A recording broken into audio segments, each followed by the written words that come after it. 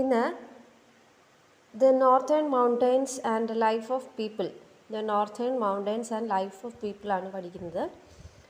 അപ്പോൾ ഇന്ത്യയുടെ നോർത്ത് ഭാഗത്ത് സ്ഥിതി ചെയ്യുന്ന പർവ്വതനിരയാണ് ഏത്? മൗണ്ടൻ റേഞ്ചസ് ഏതാണ്? ഹിമാലയ. ഇവിടെ നോക്കിയേ, ഇപ്പം ഇന്ത്യയുടെ മാപ്പ്, അതിൽ ഇവിടുന്ന് ഇങ്ങനെ എക്സ്റ്റെൻഡ് ചെയ്ത് ഈ നോർത്ത് ഈസ്റ്റേൺ സ്റ്റേറ്റായ അരുണാചൽ പ്രദേശ് വരെ നമുക്ക് ഉള്ള മൗണ്ടൻ റേഞ്ചാണ് എന്ത്? ഹിമാലയ. മനസ്സിലായോ? എന്താ? ഹിമാലയ. അപ്പോൾ highest mountain range in the world ആണ് എന്ത്? ഹിമാലയം. അതുപോലെ തന്നെ നമുക്കിതിൻ്റെ മെയിൻ വേറൊരു പോയിൻ്റാണ്, it stretches from Arunachal Pradesh to Jammu Kashmir. Jammu Kashmir എവിടെയാണ്? നോർത്ത് സൈഡിലാണ്. ജമ്മു കാശ്മീർ നോർത്ത് സൈഡിലാണ്. അരുണാചൽ പ്രദേശ് എവിടെയാണ്? നോർത്ത് ഈസ്റ്റ് സൈഡിൽ. ഇവിടെ നോക്കിയേ, ഇത് നോർത്ത് സൈഡാണ്. ഇവിടെയാണ് ജമ്മു കാശ്മീർ. ഇവിടെ ഏതാണ്? അരുണാചൽ പ്രദേശാണ്. അപ്പോൾ ഈ ഹിമാലയത്തിൻ്റെ പ്രത്യേകത എന്ന് പറഞ്ഞാൽ ഇന്ത്യയുടെ ക്ലൈമറ്റിനെ വളരെയേറെ സ്വാധീനിക്കുന്ന, അഫക്റ്റ് ചെയ്യുന്ന മൗണ്ടൻ റേഞ്ചസ് ആണ് എന്ത്? ഹിമാലയ. എന്താണ് ഹിമാലയ ചെയ്യുന്നത്? നോർത്തിൽ നിന്നുള്ള കോൾഡ് വിൻഡ്സ്, അതായത് തണുത്ത കാറ്റ് ബ്ലോക്ക് ചെയ്യുന്നു. അതുപോലെ അത് ഒരു റെയിൻ ബിയറിംഗ് ക്ലൗഡ്സിൻ്റെ ഒരു നാച്ചുറൽ ബാരിയറാണ്. റെയിൻ ബിയറിംഗ് ക്ലൗഡ്സിനെ തടഞ്ഞു നിർത്തി നോർത്തേൺ പ്ലെയിൻസിൽ മഴ ലഭിക്കുന്നത്, ഒരു മോഡറേറ്റ് ക്ലൈമറ്റ് അവിടെ കിട്ടുന്നതും എന്തുകൊണ്ടാണ്? ഈ ഹിമാലയം ഒരു നാച്ചുറൽ ബാരിയറായിട്ട് അവിടെ നിൽക്കുന്നത് കൊണ്ടാണ്. നമുക്ക് നോക്കിക്കഴിഞ്ഞ് കഴിഞ്ഞാൽ ഹിമാലയത്തിൻ്റെ നോർത്തേൺ സൈഡിൽ, അതായത് മംഗോളിയ, അങ്ങനെ ഒരു സൈഡിൽ നോക്കിക്കഴിഞ്ഞാൽ വരണ്ട കാലാവസ്ഥയാണ്, ഡെസേർട്ടൊക്കെ ഉണ്ട്. ആ കാലാവസ്ഥ നമ്മുടെ ഇന്ത്യയിലേക്ക് വരാതെ നാച്ചുറൽ ബാരിയറായിട്ട് തടഞ്ഞു നിർത്തുന്നത് ആരാണ്? ഹിമാലയം. മനസ്സിലാകുന്നുണ്ടോ? അതുപോലെ തന്നെ ഈ ഹിമാലയം നമ്മുടെ പ്രധാന നദികളുടെ എല്ലാം ഉത്ഭവസ്ഥാനമാണ്. Source of important rivers, life line of plains of India. ആ റിവേഴ്സിനെയാണ് എന്ത് പറയുന്നത്? Life line of plains of India. അപ്പം നമുക്ക് ഈ 3 റേഞ്ചസ് ഓഫ് ഹിമാലയം ഒരു പർവ്വത നിരയാണെങ്കിൽ തന്നെ അത് 3 റേഞ്ചസ് ആയിട്ടാണ് നമ്മൾ തിരിച്ചിരിക്കുന്നത്. അപ്പോൾ ഒന്നാമത്തേത് എന്താണ്? ഗ്രേറ്റർ ഹിമാലയ, അല്ലെങ്കിൽ എന്താ പറയുന്നത്? ഹിമാദ്രി. രണ്ടാമത്തെ എന്താ? മിഡിൽ ഹിമാലയ, അല്ലെങ്കിൽ ഹിമാചൽ. മൂന്നാമത്തെ എന്താണ്? ഔട്ടർ ഹിമാലയ, അല്ലെങ്കിൽ ശിവാലിക്. ഗ്രേറ്റർ ഹിമാലയ എന്ന് പറയുന്നത് ഏറ്റവും മേളിൽ ഉള്ള പർവ്വതനിരയാണ്, നോർത്തേൺ സൈഡിലുള്ള പർവ്വതനിരയാണ് എന്ത്? ഗ്രേറ്റർ ഹിമാലയ. അതിന് പറയുന്ന പേരാണ് ഹിമാദ്രി. അതിൻ്റെ താഴെ സൗത്തിലായിട്ട് വരുന്നതാണ് എന്ത്? മിഡിൽ ഹിമാലയ, അല്ലെങ്കിൽ ഹിമാചൽ. അതിൻ്റെയും താഴെ സൗത്തിൽ വരുന്നതാണ് എന്ത്? ശിവാലിക്. ഔട്ടർ ഹിമാലയ, അല്ലെങ്കിൽ ശിവാലിക് എന്ന് പറയുന്നത്. ഇനി ഗ്രേറ്റർ ഹിമാലയ അല്ലെങ്കിൽ ഹിമാദ്രിയെക്കുറിച്ച് പറയുകയാണെങ്കിൽ ആ ഒരു റേഞ്ചസിൽ ഹയസ്റ്റ് മൗണ്ടൻ റേഞ്ചസ് ആണ്, വളരെ ഉയരമുള്ള പർവ്വതങ്ങളുള്ളതാണ് എന്ത്? ഗ്രേറ്റർ ഹിമാലയ അല്ലെങ്കിൽ ഹിമാദ്രി. അത് കവർ ചെയ്തിരിക്കുന്നത് വളരെ മഞ്ഞ് മൂടിയ പ്രദേശമാണ് എന്ത്? ഈ ഗ്രേറ്റർ ഹിമാലയ എന്ന് പറയുന്നത്. മഞ്ഞു പാളികൾക്കാണ് ഗ്ലേഷ്യേഴ്സ് എന്ന് പറയുന്നത്. സ്നോ എന്താണ്? മഞ്ഞ്. ഗ്ലേഷ്യേഴ്സ് എന്ന് പറഞ്ഞാൽ മഞ്ഞു പാളികൾ. ഈ മഞ്ഞു പാളികളാണ് എന്ത്? നമ്മുടെ ഇമ്പോർട്ടൻറ്റ് റിവേഴ്സായ ഗംഗ, യമുന, ഇൻഡസ്, ബ്രഹ്മപുത്ര, ഇതിൻ്റെയൊക്കെ സോഴ്സസ്. ഇനി ഇവിടെ എക്സ്ട്രീം കോൾഡ് ക്ലൈമറ്റാണ്, തണുത്ത കാലാവസ്ഥയാണ് അല്ലേ. പിന്നെ വെജിറ്റേഷൻ, അത്രയും തണുത്ത കാലാവസ്ഥയിൽ നല്ല ചെടികളൊക്കെ ഉണ്ടാകുമോ? നല്ല ഫലഭൂഷ്ടമായ ചെടികളൊന്നും ഉണ്ടാകത്തില്ല.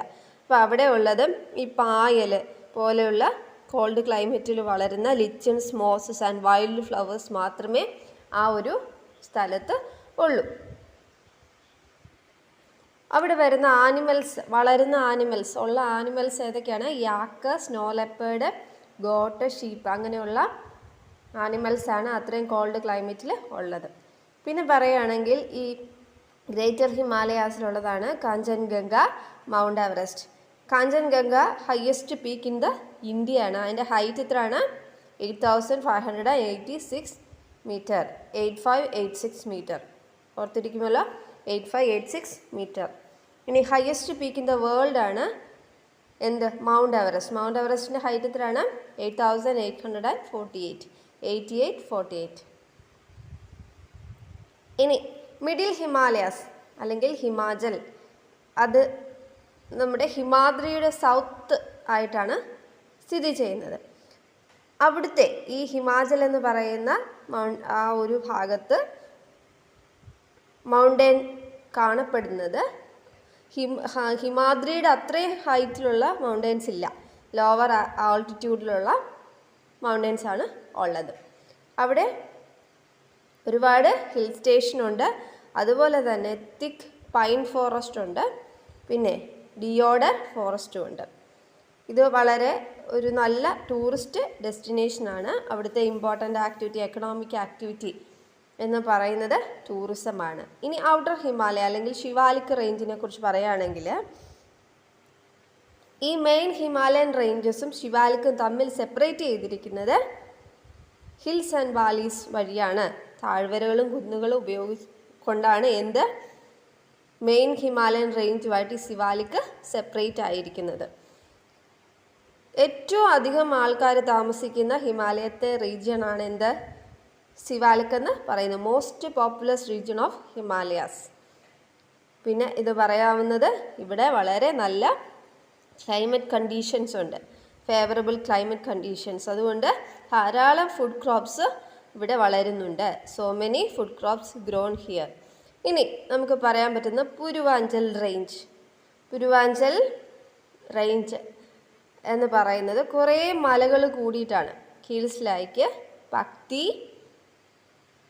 മിഷ്മി, നാഗ, മണിപ്പൂർ, ത്രിപുര, മീസോ എന്ന മലകളെല്ലാം കൂടി ചേർന്നിട്ടുള്ള ഒരു റേഞ്ചിനാണ് എന്ത് പറയുന്നത്? പുരുവാഞ്ചൽ റേഞ്ച് എന്ന് പറയുന്നത്. ഇനി ഈ നോർത്തേൺ മൗണ്ടൻ റീജിയനിൽ ലൊക്കേറ്റ് ചെയ്തിരിക്കുന്ന സ്റ്റേറ്റ്സ് ഏതൊക്കെയാണെന്ന് നോക്കിക്കഴിഞ്ഞാൽ ഏതൊക്കെയാണ്? ഉത്തരാഖണ്ഡ്, ഹിമാചൽ പ്രദേശ്, സിക്കിം, അരുണാചൽ പ്രദേശ്, നാഗാലാൻഡ്, മണിപ്പൂർ, മേഘാലയ, ത്രിപുര ആൻഡ് മിസോറാം. അപ്പോൾ ആ സ്റ്റേറ്റ്സിനെ കുറിച്ച് നോക്കുകയാണെങ്കിൽ നമുക്ക് എളുപ്പം പഠിക്കാൻ പറ്റുന്ന ഒരു രീതിയിൽ ടീച്ചർ പറഞ്ഞു തരാം. ഇത് നോക്കിയേ, ഇതാണ് നോർത്ത് ഈസ്റ്റേൺ സ്റ്റേറ്റ്സ് ആയിട്ട് വരുന്നത്. അപ്പോൾ ഇതുകൊണ്ട് ഏറ്റവും താഴെ തൂങ്ങിക്കിടക്കുന്നത് എന്താണ്? മിസോറാം. മിസോറാമിൻ്റെ ലെഫ്റ്റ് സൈഡിൽ ത്രിപുരയുണ്ട്, റൈറ്റ് സൈഡിൽ മണിപ്പൂരുണ്ട് അല്ലേ? മണിപ്പൂരിൻ്റെ മേളിൽ ഏത് സ്റ്റേറ്റാണ് ഉള്ളത്? നാഗാലാൻഡ്. ഈ ആസാം കണ്ടോ? ആസാം നമ്മൾ കൈ ഇങ്ങനെ ഫോൾഡ് ചെയ്ത് വെച്ചിരിക്കുന്ന കണക്ക്, മടക്കി വെച്ചിരിക്കുന്ന കണക്കാണ് എന്ത്? ആസാം ഇരിക്കുന്നത്. അതിൻ്റെ മേളിൽ ഒരു കൈ മടക്കി വെച്ചാൽ എങ്ങനെ ഇരിക്കും? അരുണാചൽ പ്രദേശ് പോലെ ഇരിക്കും. ഈ കൈയുടെ അകത്ത്, കൈയുടെ ഉൾഭാഗത്ത് ആരെയാണ് വെച്ചിരിക്കുന്നത്? മേഘാലയ. ഈ ആസാം ഇങ്ങനെ വന്നിട്ട് ഇവിടം വരെ വന്നു. കൈയുടെ അറ്റത്ത്, ആസാമിൻ്റെ കൈയുടെ അറ്റത്ത് തൂങ്ങിക്കിടക്കുന്നതാണ് എന്ത്? മിസോറാം. മിസോറാമിൻ്റെ ഇടത്ത് ഭാഗത്ത് ത്രിപുര, റൈറ്റ് സൈഡിൽ, ലെഫ്റ്റ് സൈഡിൽ ത്രിപുര, റൈറ്റ് സൈഡിൽ മണിപ്പൂർ, മണിപ്പൂരിൻ്റെ അപ്പർ പോർഷൻ നാഗാലാൻഡ്. മനസ്സിലായോ? ഇത്രയുണ്ട്. ഇനി സിക്കിമുണ്ട് ഇവിടെ. സിക്കിം എന്ന് പറയുന്നത് നമ്മുടെ വെസ്റ്റ് ബംഗാളിനോട് ചേർന്ന് ഒരു പൊട്ട് പോലെ ആണ് എന്തുള്ളത്? സിക്കിമുള്ളത്. റെഡ് പാണ്ട കാണപ്പെടുന്ന സ്റ്റേറ്റാണ് എന്ത്? സിക്കിം. ഈ മേഘാലയയുടെ താഴെയാണ് എന്തുള്ളത്? ബംഗ്ലാദേശ് ഉള്ളത്. ഈ സൈഡ് മ്യാൻമറാണ് കേട്ടോ. അപ്പോൾ ഇതാണ് നോർത്ത് ഈസ്റ്റേൺ സ്റ്റേറ്റ് നമുക്ക് മനസ്സിലാക്കാൻ പറ്റുന്നത്.